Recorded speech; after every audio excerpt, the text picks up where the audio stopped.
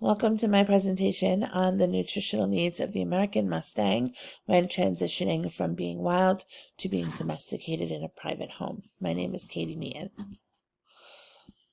So we want to take care when we're transitioning. We want to make this as least stressful as possible for this animal, which is already going to be stressed.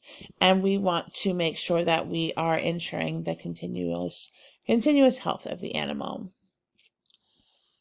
So some of the major considerations are a change in the grasses that are available. So there's going to be differences in the quality as well as the choices of types of grass.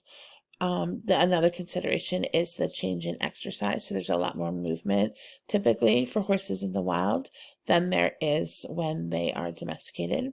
And then a change in the feed availability. So they are able to graze continuously all the time when they're out in the wild. And that is not always the case when they are in a barn or in a pasture. So while they're in the wilds, they have free range to eat anything and everything that they want: grasses, bushes, leaves, any seeds or flowers or fruits that they come across that they desire as well.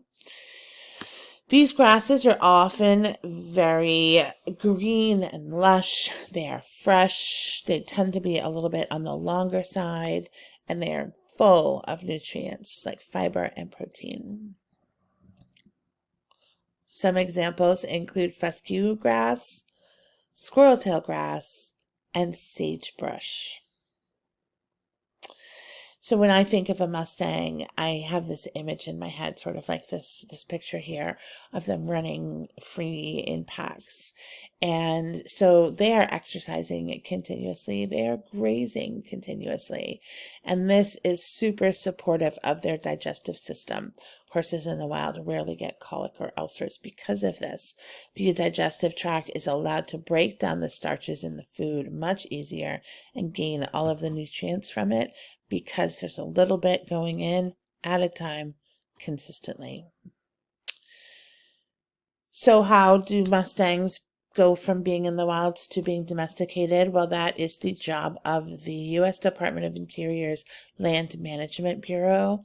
They help maintain the health and status of the Mustangs while they're out in the wild.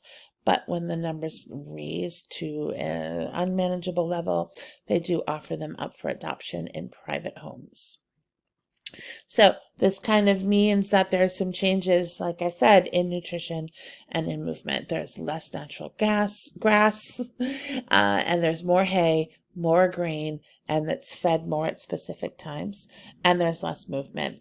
Horses definitely have movement in the paddocks, but typically spend more time in a barn where they're not allowed to roam around. So some factors to consider for the gastrointestinal tract for the horse. After chewing, food goes into the stomach, where acids will break down the protein and also kill some bacteria. The stomach is typically only 2/3 full at any given time, and it's rather small.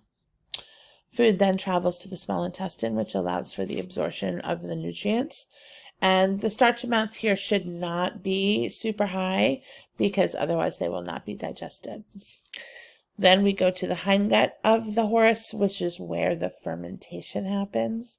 And this fermentation produces VFAs, volatile fatty acids, which are then used for energy. So when you're transitioning and you're taking all of these changes into mind, you want to make sure that you're providing supplements for vitamins and minerals to help equalize the gaps in the nutrition that the horse is going from to. You want to transition slowly. This kind of is good for any animal. And you want to add some probiotics and even some prebiotics to help maintain that microbial count. Lastly, allow free range of the hay if possible, and this will support that movement and the movement of the feed through the digestive system. Some suggestions for a quality feed include proteins with a high concentration of essential amino acids. You want to look for a feed that has whole ingredients. And then batching method. So this is how foods are made. And so the batching method that's preferable is the one that uses the same exact ingredients in the same recipe every single time, and this ensures consistency. And then we have hay. So not all hay is the same. You want to look for hay that is nice and bright and green, that it's leafy in its structure, and that it smells nice. It smells fresh like grass. It doesn't smell rancid. It doesn't have any mold. It doesn't have a lot of weeds, and it definitely doesn't have any foreign materials. Some of the last few considerations for your nutritional transition include alfalfa. Adding some alfalfa can help buffer some of that stomach acid, and that reduces the risk of ulcers. You also want to bear in mind that your new domesticated wild horse has probably never seen a bucket before. So you need to go slow, introduce these carefully for both food and water. Horses have likely seen troughs in the wild because the Bureau of Land Management will put those out for them. So you're better off starting with that. Salt, food, maybe putting in a shallow pan instead of a bucket at first. And in conclusion, you want to take the time to slowly transition the nutritional base from what they acquired in the wild to what they will be getting in a private home. You can avoid health problems, disruptions in the gastrointestinal tract, and stress as long as you do this. Okay, and here's my resources. Thank you very much.